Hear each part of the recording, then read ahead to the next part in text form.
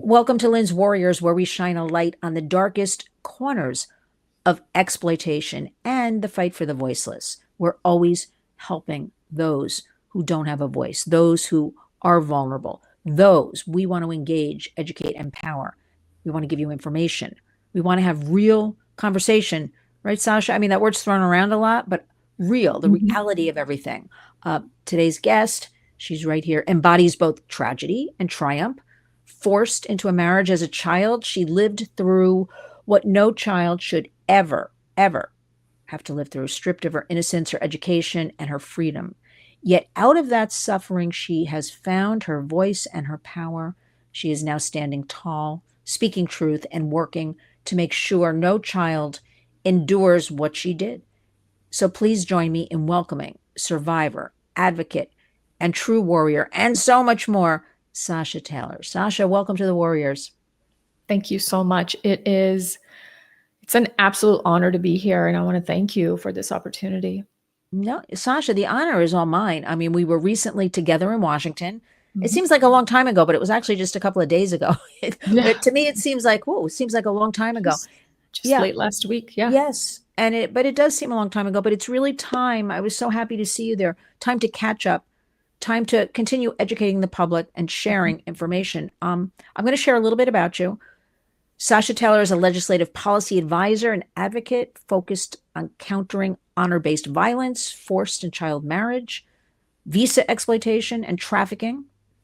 Sasha's work focuses on preventing honor based violence from research to implementation through, I can't say it enough, legislation. Because there's two things, Sasha, we need. We always need to work on legislation, right? Mhm. And then the second thing is we always need to work on boots on the ground, the actual in the community with real people. Yes. So I want to also point out that you are the author of the first framework legislation on honor based violence ever drafted in the United States. Is that true?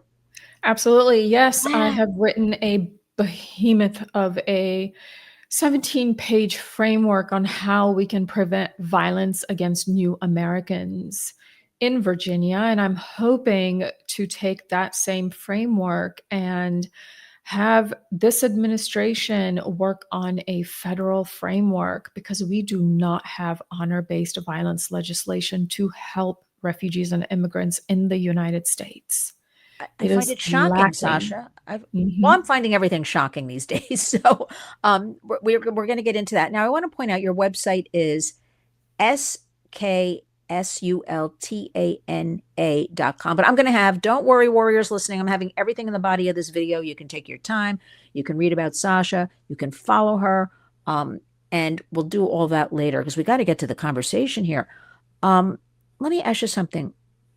It's your story to tell. Mhm. You can tell whatever you want to tell about your Yes. childhood. You can share whatever you want to share. I don't want to tell it for you. So the floor is yours. No, I appreciate that. So just a little tidbit there. My company name, SK Sultana, actually Sultana is my grandmother's last name, her maiden name. Really? Yes, so I honor my grandmother. It's my way of honoring her. My grandmother was also forcefully married off at the age of 8 in a 8. refugee camp when India and Pakistan split. So, my family story is a cycle of forced child marriage. My grandmother at the age of 8, my mom at the age of 14, and myself at the age of 15 here in the United States. And so, through this cycle of forced marriage, one thing us women we all have in common is a cycle of abuse and economic disparity. Yeah. And so I've worked really hard to break that cycle and move forward. And in doing so, I have learned that here in the United States, we lack a lot of laws, as we do globally, to help refugees and immigrants across the globe. And that is happening more and more as we see a lot of forced displacement happening throughout the globe, especially here in the United States, as we see more refugees coming in from Afghanistan, from the Central African Republic, from Syria, from all these other countries, Ukraine. We've seen a lot of disparity happening when the refugees come into the United States, when they're trying to settle into a new country.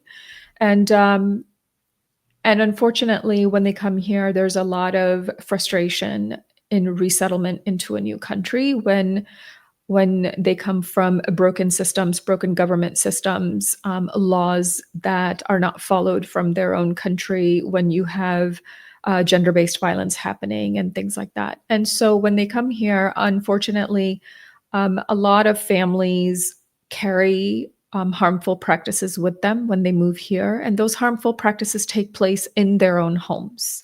Mm. And in those homes, it affects women and girls and boys also. And that's where we have to make sure that we're passing laws that help those families. We already have laws in the United States when it comes to child abuse, protecting women. However, a lot of refugees and immigrants coming into the United States who may not speak a language, who may not recognize the laws here, don't ask for help, especially when it comes to their refugee status. A lot of that is held against them, and you have forced marriage, child marriage happening, and so that then is used against them.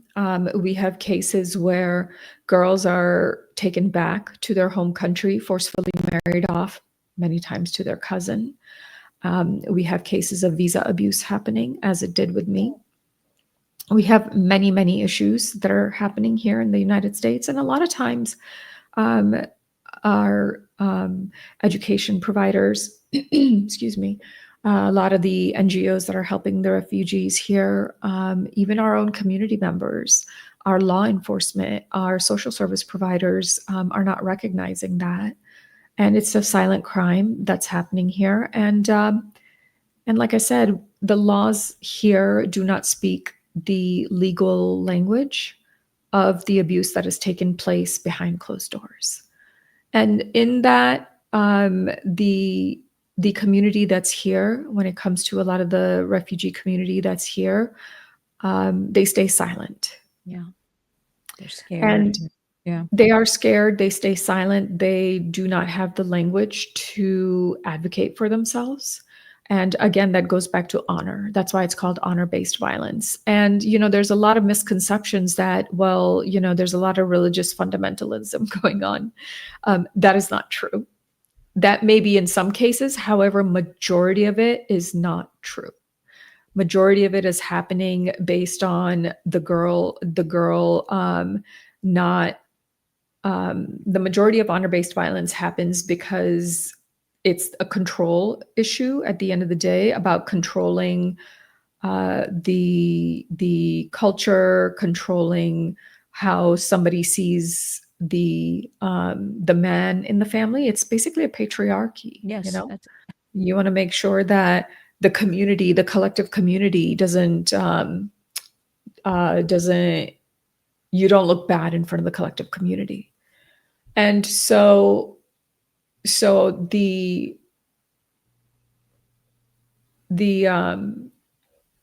framework that I wrote expands on a lot of the statutes that we have to recognize the abuse that's taking place and expand some of the definitions, which is the first in the United States.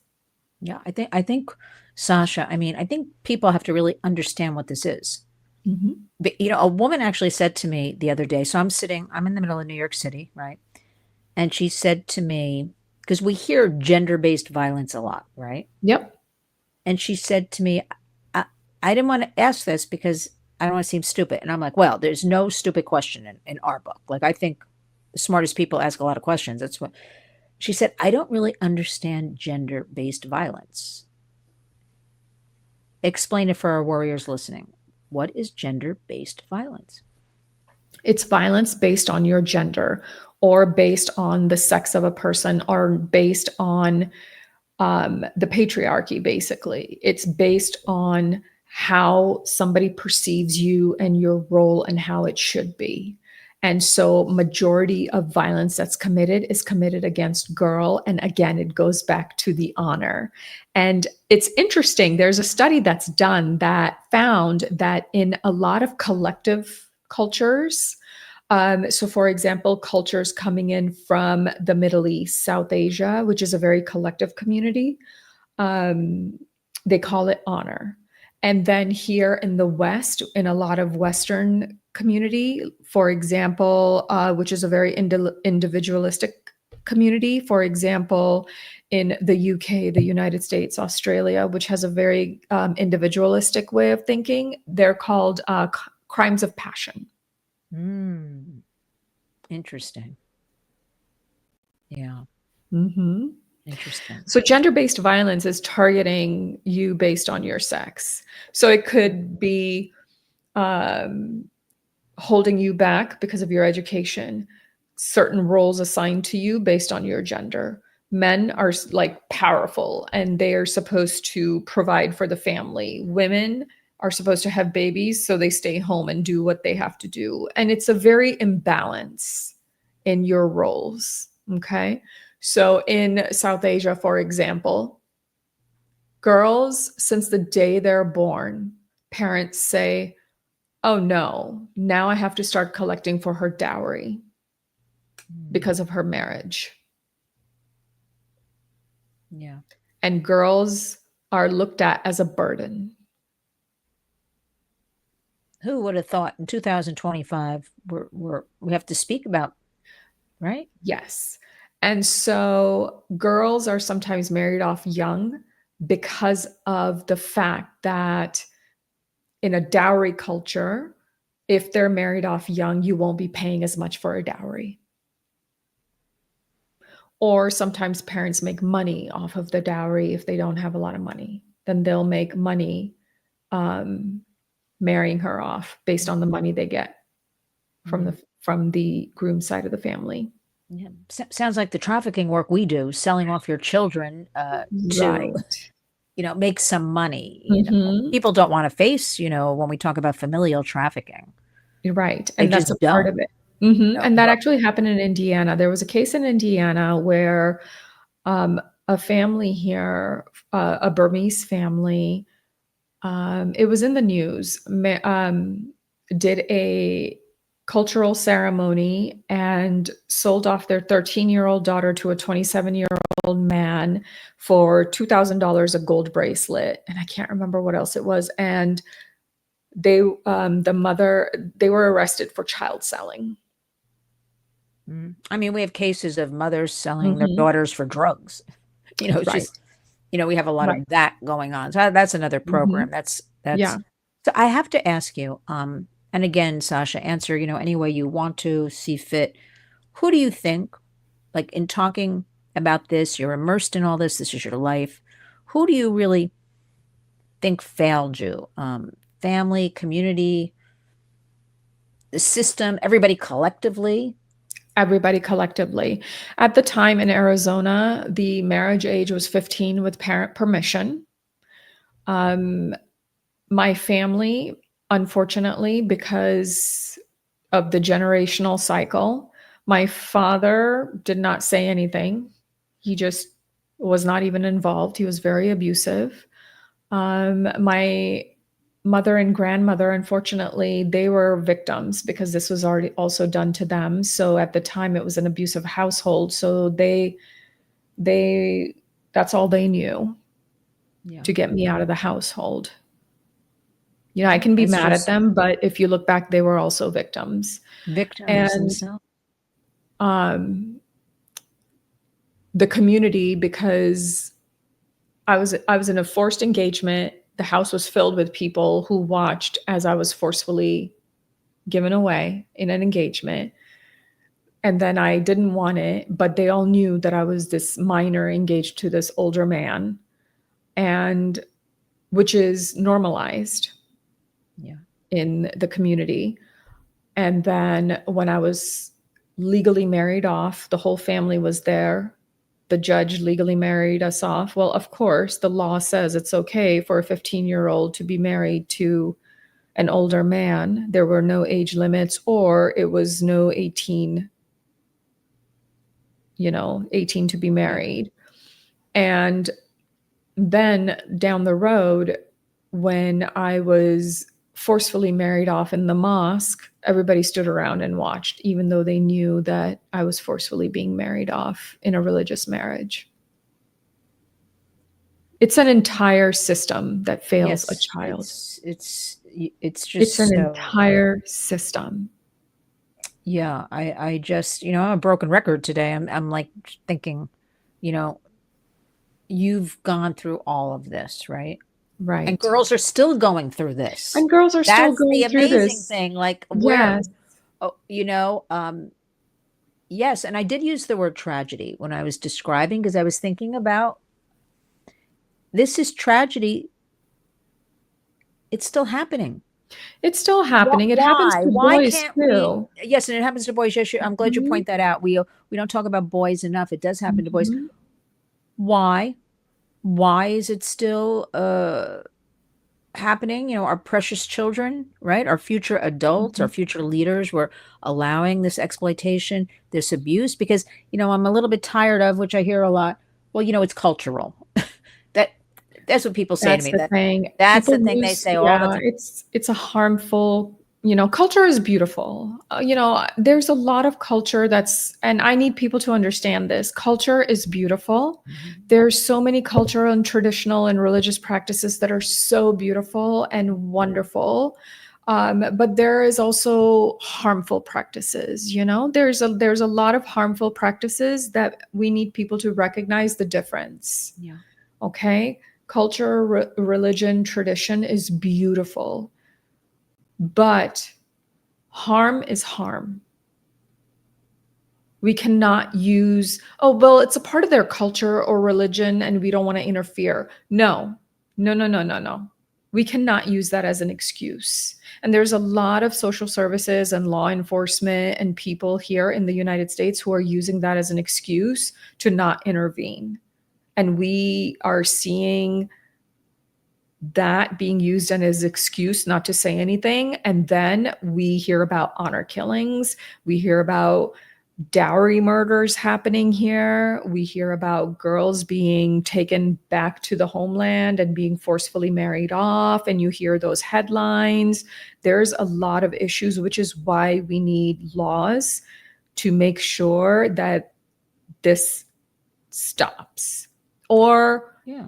Well, there are laws in place where refugees, immigrants, and new Americans living here and their children living here know that this is not accepted so that people have the voice to speak up for themselves. Because without those laws, without the empowerment, without laws in the books, people are not able to speak up for themselves.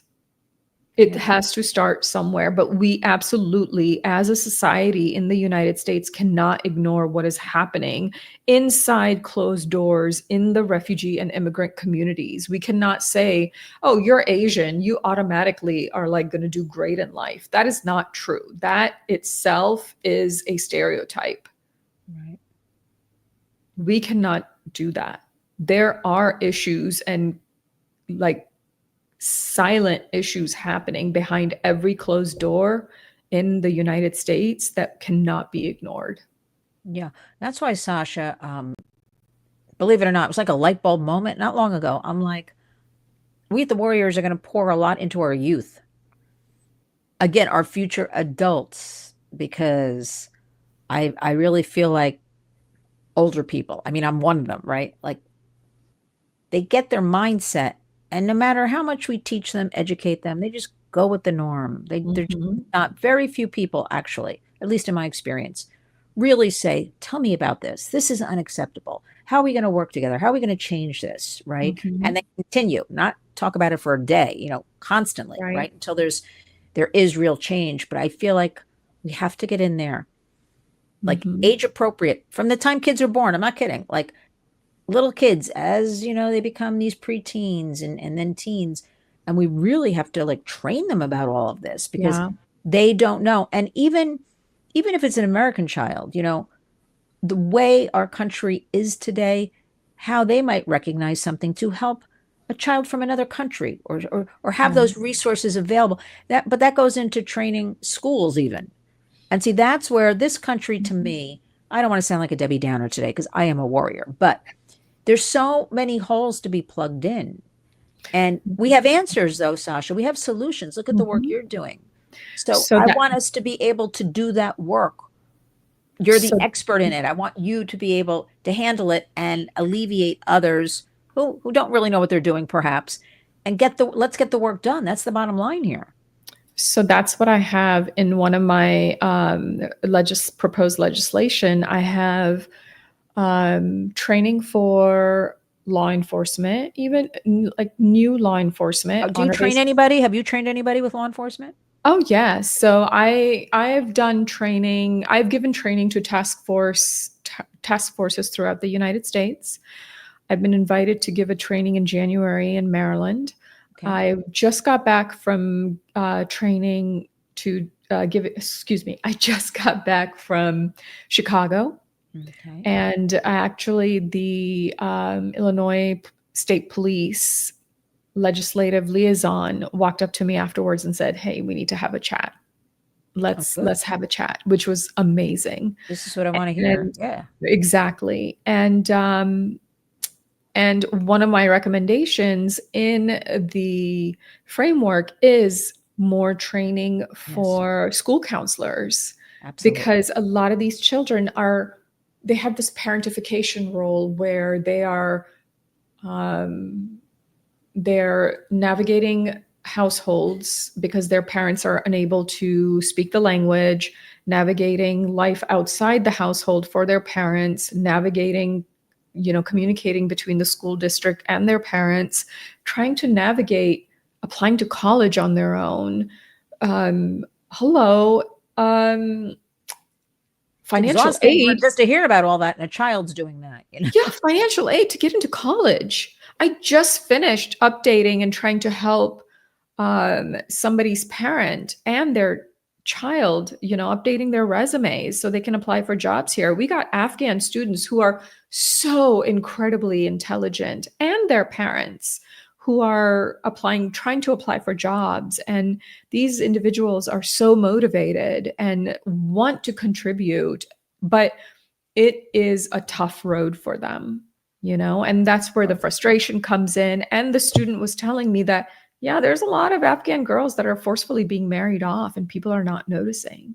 Then why did we work so hard to bring them here? Why did we work so hard to try to give them a new life? Well, then they're no better off than what's happening in Afghanistan right now. All these refugees and immigrants that are coming here that we're trying to help here. Come on, let's do something, Yeah, you know? it's this is our warriors rallying cry. Let's this is Exactly. we're not we have solutions. Let us do Mhm. what we do best. Let us talk about it. Exactly. Let You know, us yeah, they need educate, laptops. They need laptops to go to college, to go to school. And, I mean they need the basic things like basics, you know, they get laptops in high school, but what about after high school? yeah. I mean, these kids need to go to college. They need to contribute. They need to be able to get their jobs. They need to get their degrees to contribute. They want to. They are so And that's just it. motivated. You keep saying they're motivated, they want to, because my fear always is when one is beaten down or feeling a little Exactly. depressed, what happens? They fall into Exactly. trafficking. They They fall the exactly. vulnerability, and that's what we Mhm. have to keep them out or of and or away forcefully from. married off by a parent and they don't get anywhere. And that's it. Let me ask you something. So you were when did you realize, I mean, being a child, being married, you went through the ceremony, you went through everything. Everybody stared at you, it seems like. When did you really wake up and say, I got to try to get out of this, or Oh my gosh, it was I right gotta, away. Yeah. So and like, how do you even think about this being so young yourself? I mean, it was tough. You're basically brainwashed as a kid Yeah, that your parents are going to pick for you, your parents are going to decide for you, and you go along with it. I still remember the day I got, that forcefully engaged. I literally remember thinking, well, I guess this is my life now. I still remember thinking that.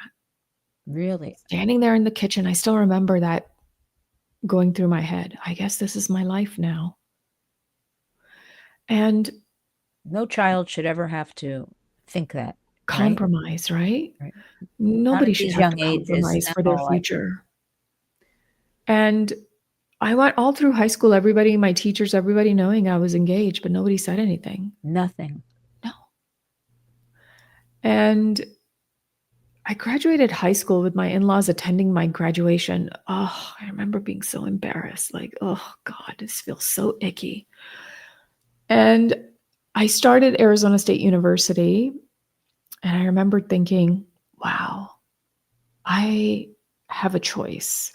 I started college and I went, wow, this is what it's like to have a choice. People can do whatever they want. I can do whatever I want.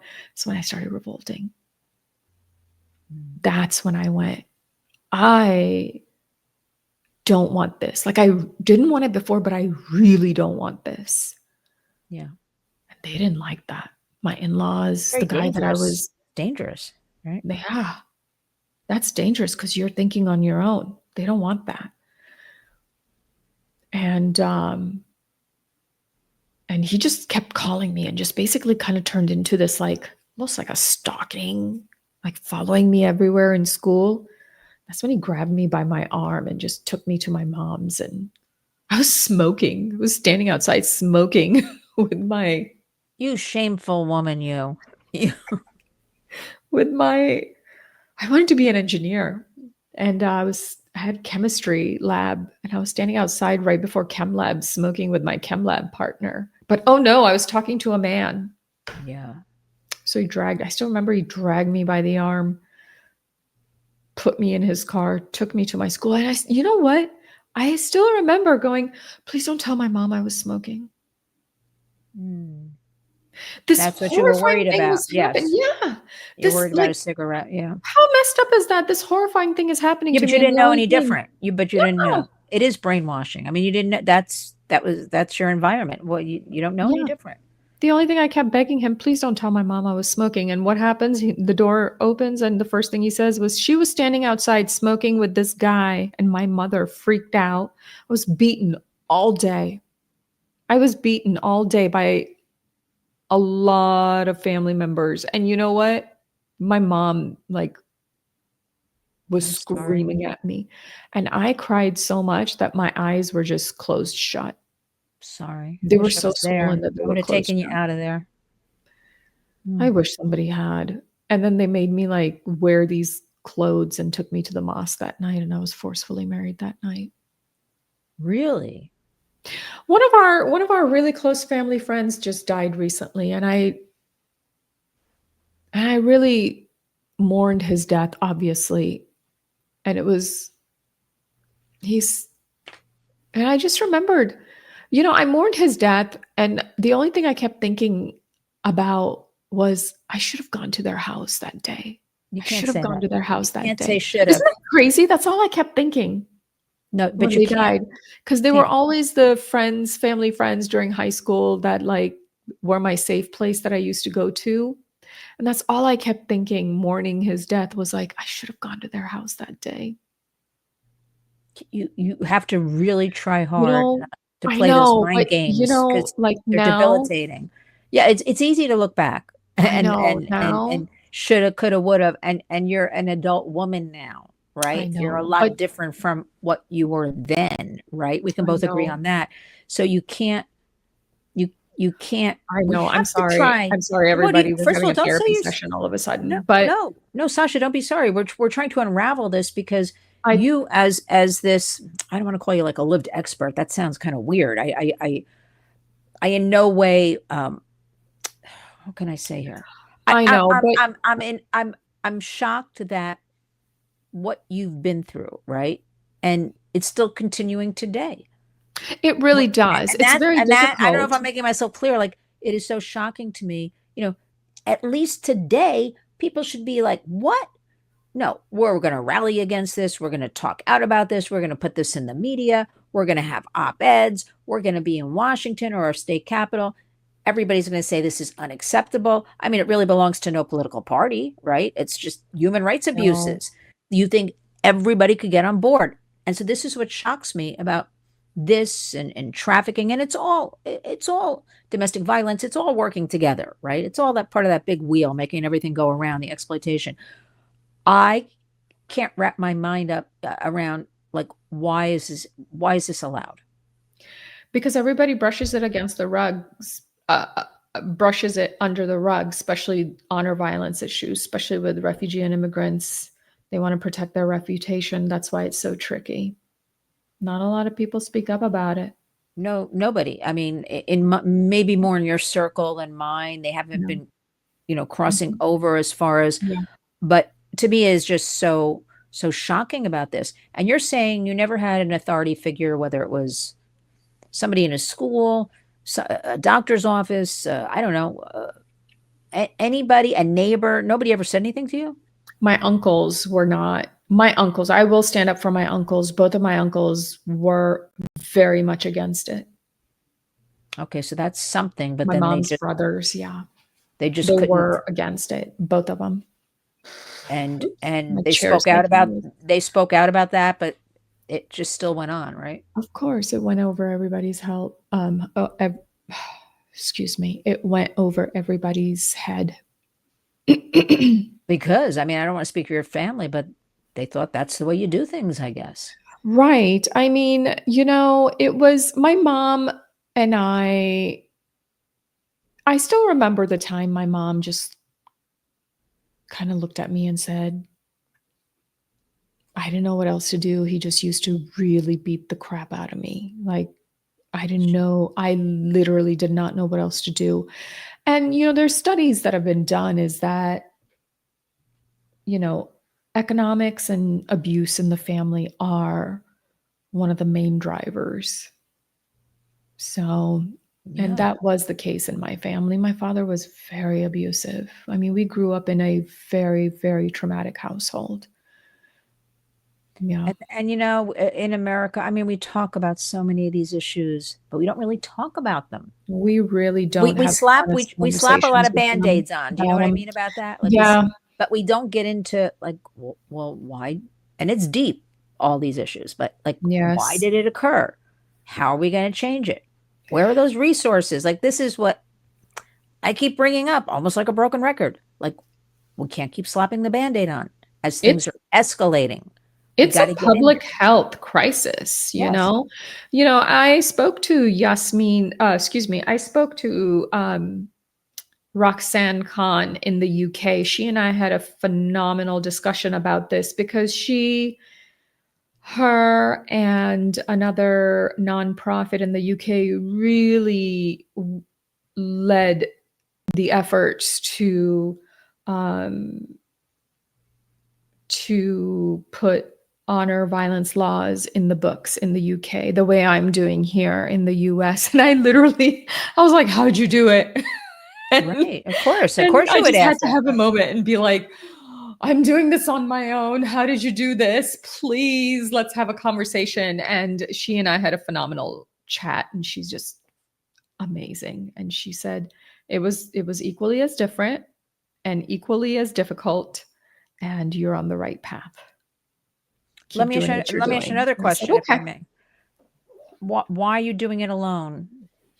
That's the thing. I am doing it alone. Is it because you want It's to do it alone and be no, that no, I brave? don't want to do it alone. Because I do not want to do this alone. Please help me. Whoever's where out there, please help me. so what do we have to do? Because you just said, like, Yasmin, like, what about there's rights for girls, right? I don't, like, are the groups coming together to There, discuss these it's things? I don't. very everybody has their own issues that they're working on to You pass say that's legislation. It's trafficking. Unfortunately, our trafficking laws are very narrow in scope.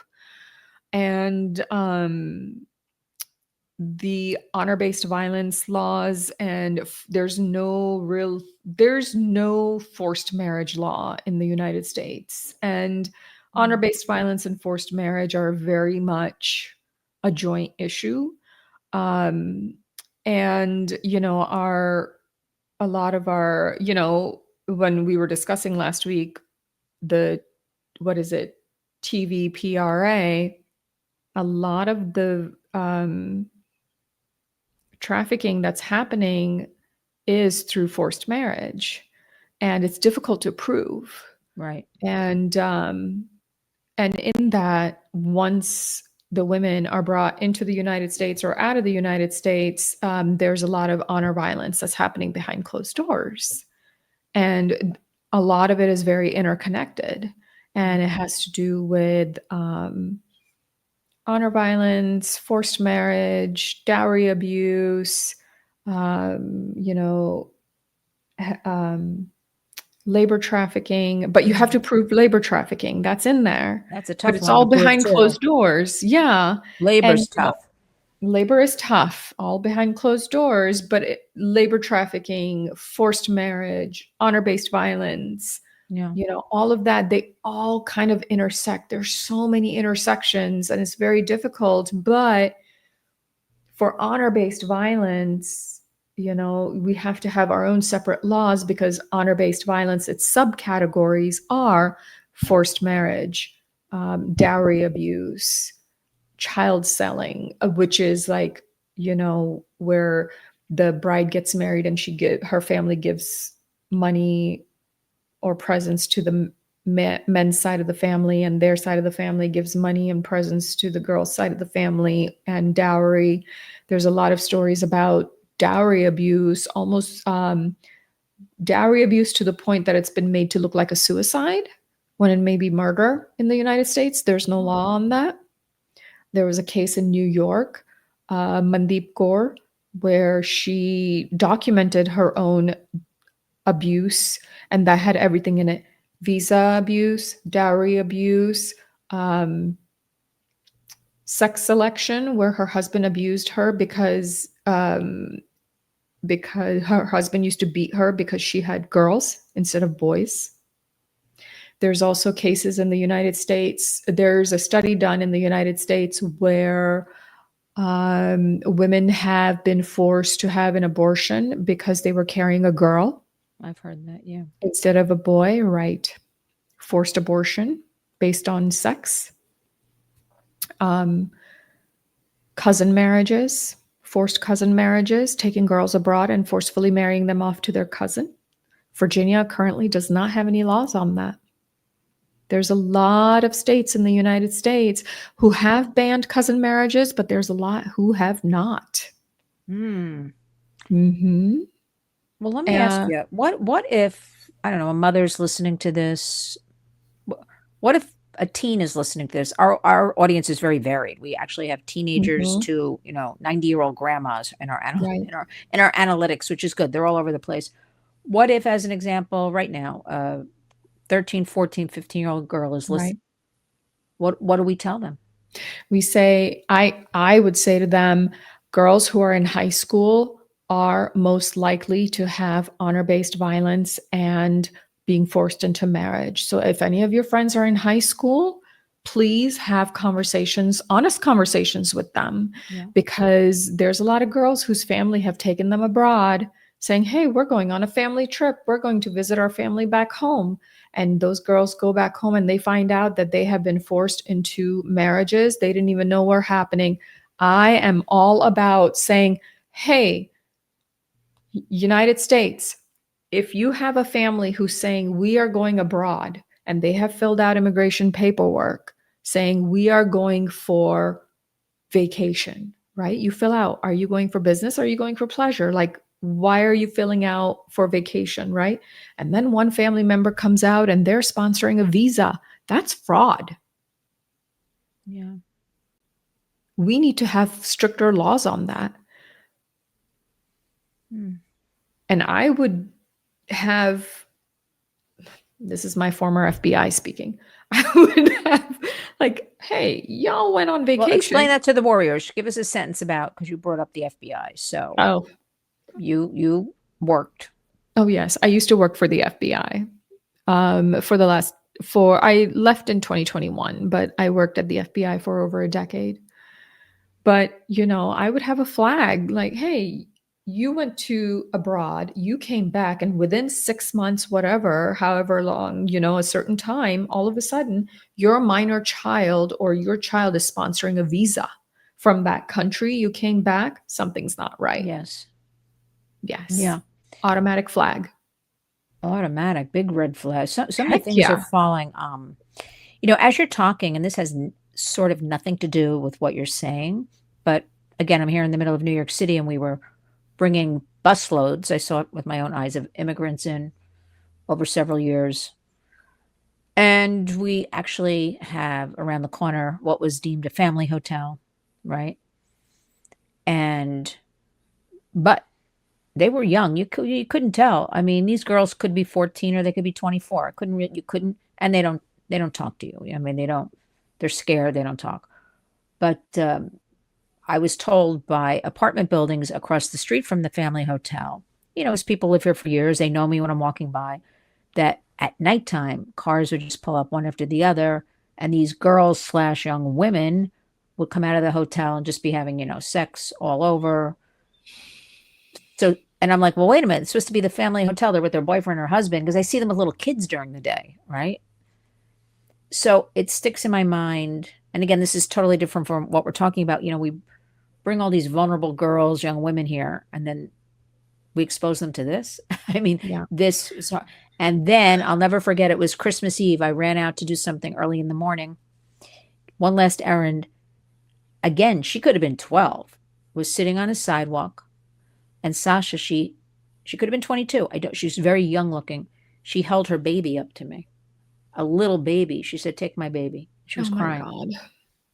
So that image and thinking, because put the politics aside for a minute. Look, you and me, we'd be coming here too if we heard, we're gonna get our kids are gonna get educated, we're gonna get jobs, we're gonna have a better life than making 5 cents a day or something. We'd all be coming here. Let's face it, So I'd be coming here. I'd be bringing my kids. But then they got here, and I saw in my own neighborhood, they were just kind of dumped. It's I'm not kidding, but I keep thinking about, she really could have been 12, holding up that baby to me. It was Christmas Eve morning. And I tried to talk to her a little bit, but she didn't want to talk. She just kept saying, "Take my baby, take my baby." And, the 911 response here is, they come at the time, they were coming the next day. These are immediate situations too. So I guess I'm not understanding. We allow abuse to escalate, continue. We've got to get to our girls though, so they can fight back and say this is not, and but they have to know what it is, right? They have to know what it is first, right. and where to go. Yeah. Right? Where do you go if you're 13, 14, 15? You have no money, a little bit of money maybe. Yeah. Yes. And who believes you even, right? Because people are like, exactly. Yeah, the biases, right? So you have the biases happening when it comes to this issue with the honor-based violence issue, because it's if it's not in law, if it's not a law, if the police are not educated, if the social services are not educated, if there's no community outreach happening when it comes to this issue, so then if there's a report, they don't know how to write the report. I mean, when I was giving a training in earlier this year in April, when I was giving a training, one of the social service providers is like, "Sasha, we don't even have the option to in filing, we don't even have the option to write forced marriage. We cannot even file something under forced marriage." I'm like, just keep writing, just on the side of the paper, write it. You I was have going to to say, start write it document. in There's fuzzy somewhere. data. Yeah, we have bad data. It's not, I shouldn't say bad data, fuzzy data. So a lot of the data comes in from research, open source articles, and just like police reporting with fuzzy data. You try to pick it out of there. And because of that, there's a lot of fuzzy data when it comes to honor-based violence. It's not accurate. We have to have more accurate information, and that will only come from passing these laws, which means then the police and the social services are able to actually document it, which then means that the community is able to feel that they are able to advocate for themselves and actually understand the language. Because again, in more collective cultures, they have a different language. In individualistic cultures, in our law books, we have a different way on how we express these laws. We have to make sure that now that we're a very, very multicultural country. And in order to understand what is happening in different households, just like we say FGM, we have a lot of laws on FGM state by state. And we say for cultural reasons, you cannot take your daughter abroad to have FGM performed on her in some states, not all. Cultural is not a reason for it, and things like that. Well, if we have FGM laws already enacted in a lot of our law books, we can do the same for honor-based violence and expand the definitions. There is no Mm. reason that this should not be happening. I'm not making light of anything, but it's like I'm going to say it again. There are solutions, like Absolutely, simple there's solutions. solutions. They're right there. Absolutely. Why Yes. aren't we plugging them in? Like that's the Absolutely. part I don't Mhm. understand. Just plug them in, let it Mhm. go, Mhm. let us get started. Let me ask you something. We at the Warriors work a lot on digital safety. And as we know, there's loads of trafficking, all kinds of things going on online. How has the internet, is there kind of a whole digital life with any of this Yes. on there, or is Yes. it, because I would imagine that is escalating it as well, right? So, no, no, no. Meaning when I say digital life, I mean, forgive me. Um, Digital life as in there is a site that tracks honor killings to the best of their Oh, ability. so that's good. That's a It's good thing. very good. I'm talking about the other side. Like, are there men and families actively? They probably are seeking online. There's probably groups of people, for girls and young women or something like that. There Is there? are, yeah, there are groups that help young women in the UK and in Europe. There are definitely groups.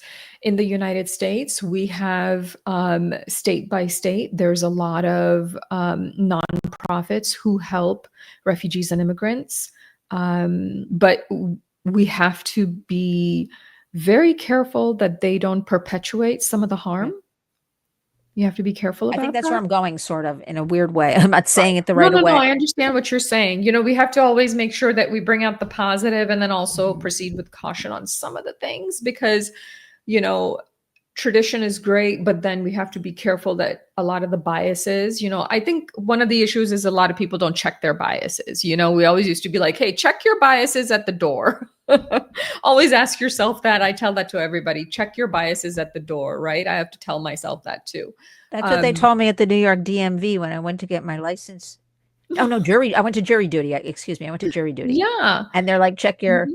But I had my license for like 10 years. They didn't have that the last time, so this time they're like, check your bias at the door. I'm like, Absolutely. Leave your okay. biases at the door, check your biases at the door. And so, even though you might have a social services that helps a certain ethnicity, a certain group, we also have to remember that sometimes they forget and some of those ingrained biases may come in. Biases are not a bad thing. We all have them. We all have good biases, bad biases. I love ice cream. That's a good bias. So I might have some other bias related to, something else. And so as long as people are aware of them, it's good to be aware of your good bias as well as your bad bias as long as people remember them. There's nothing wrong with them. You just have to remember them and actually act and shift accordingly.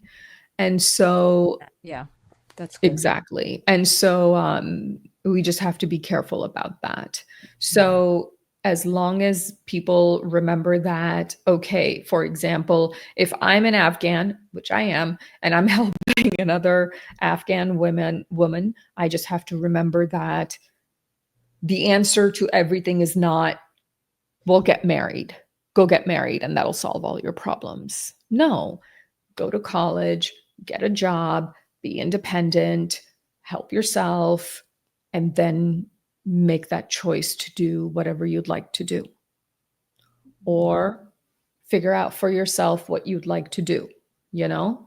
But educate yourself Yes, always. Always. always, But right? also, Sasha, even when I grew up, the thinking here in America even was like, oh, you'll make a good wife. Find a man who can take care of you. It seems to be that kind of, and I'm not comparing to your So situation at rare. all, because nobody tried to marry me off, kind of, but that was like the mindset Mhm. of, despite we had a tremendous women's movement in the 70s, I was somewhat of a teen, but I do remember it, right? Because I would watch it on the news, and in town everybody was marching and sharing, and I can still visually see a lot of women's faces. So powerful. So now we fast forward 50, 60 years later, and I think we're worse off as women today, Mhm. not only here in the United States, but globally. Mhm. And that's the part I can't wrap my head around, but I do want to, because we at the Warriors, we're always giving hope, because there are a lot of hopeful things happening. We have you teaching us about this. We're going to keep talking about it. Promise me you're going to come back so we can keep raising awareness, Of course. keep putting out resources, keep directing people, because that's like the number one thing.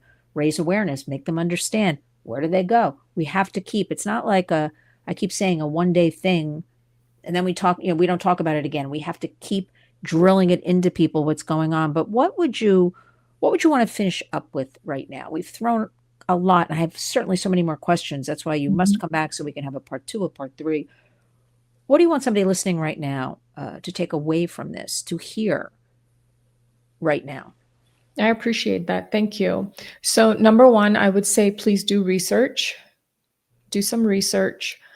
And number two, I would say please reach out to your friends. If you're in high school, just keep an eye on any of your friends, especially if they're refugee immigrants, children of refugee and immigrants here. If you hear something, once again, reach out to a counselor. If you find out that they're saying, oh, I'm going to go abroad or something like that, my family's taken me abroad back to my hometown, just bluntly ask them, hey, nobody's talking about getting you engaged or married off, are they? Ask them the blunt question, because the refugee that I'm mentoring who's applying for college, I am very upfront. I ask the blunt question. I say, hey, your parents are not talking about getting you married off, are they?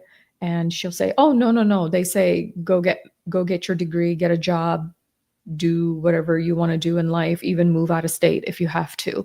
And she'll tell me that. And I'm like, okay, good, just checking. So Ask. ask those upfront questions. And the number one sign of somebody getting forcefully married off is if there has been a arranged or forced marriage in the family before, and if the arranged marriage was something that was not consensual. And do some research. Ask your friends if they're doing okay. Keep an eye on stuff like this, and then email your state legislator. Ask if what they're doing about honor-based violence in your state, if it's even on their radar. Yeah, I almost want to just send them all to you. Send and them and to and me. because there is that red tape. I'm tired of people not returning the emails. Don't you like, Sasha, when somebody says, oh yeah, I read that email. I'm like, well, why didn't you answer it? Well, I saw it. I'm like, well, how do I know that? It's like you didn't. Okay. And it seems these days everybody wants to text, and that's how the business. A lot of my business I'm doing to get those immediate, reactions and answers. I have to text people, which I don't really want to do. I'm more of an email type. But these short little LOL type things with emojis. But that's all day yesterday with somebody I was working with. That's the only way. If I did the emails, they don't get answered. So we Yeah. have a lot um, going on. I have to say, we are here at the Warriors to help you. Let us think of this as the beginning, how we can collaborate. Um, Again, it's all connected: domestic violence, human trafficking, all of this. I know everybody works, as they say these days, in their silos. I get it. But Sasha, I truly believe like we really have to come together. I Oh, know yes. we talk about it a lot as a community. Everybody talks all the time about that, right? But they're not doing it, in my opinion. Like we really No. have to roll up our sleeves. If it's a little extra work, it's a little extra work. We have to make the time, because again, it's about our precious kids, right? Our future adults, and we can't Yeah. continue on this path, and we can't let the predators win and steal lives, right? From No, young girls and things like that, and absolutely have not. this cycle repeat itself. So I think this is a subject that we must continue talking about, educating about. Speak up and out. We will help you with any legislation, whatever that takes. You need us for. We Whatever it is, we will do, because this is something that I think is very important for everybody to know about. And so I just want to say to you, thank you for the courage you have and sharing, being so brave, sharing your personal story and doing the work you do. I mean, I can't do my job. I wasn't a child bride. I wasn't put through this. I feel very lucky, but I'm honored to know you. And it's my duty now. I think it's everybody's duty in 2025. We live in a different country. Everybody must and can do something. Like that is it. You must, on some level. Doesn't mean you have to march in Washington. It could be sharing your information. It could be Oh, maybe there's yes. somebody in their community that could use a training that they can contact you. Again, we're going to have all of your information Oh, and all of yes. the social media in the body of the video. But we are going to change laws, we're going to change hearts, Mhm. and we're going to build up everything you do. You really are not just a survivor, you really are the true definition of a warrior. And I'm really honored to know you. So thank you, Sasha Taylor. Promise me we are going to speak again soon. We're definitely going to speak again Good. You're soon. stuck with me You're like doing God's work, just now. No, passing all of this along. I am so you are. thankful for you. No, you're doing the work because it is my duty. I didn't know, Sasha. I mean, I grew up in New Jersey. I came to New York to go to college, right? I didn't, and I was smart, right? I didn't know these kinds of things existed. I didn't know mothers and fathers would do these things to their children. I didn't know. And so I feel at this point in my life, this is my duty to be able to just share uh, the awareness, education, talk to people, get your expert voice out there and others, because this, not on my watch, this is not going to just keep going and going and get swept under the rug. And we're going to get the job done. So, Sasha Taylor, you really are a warrior. Thank you. Thank you. I appreciate it. And thank you to everybody listening. I truly appreciate it. Our warriors. Thanks, Sasha. Thank you.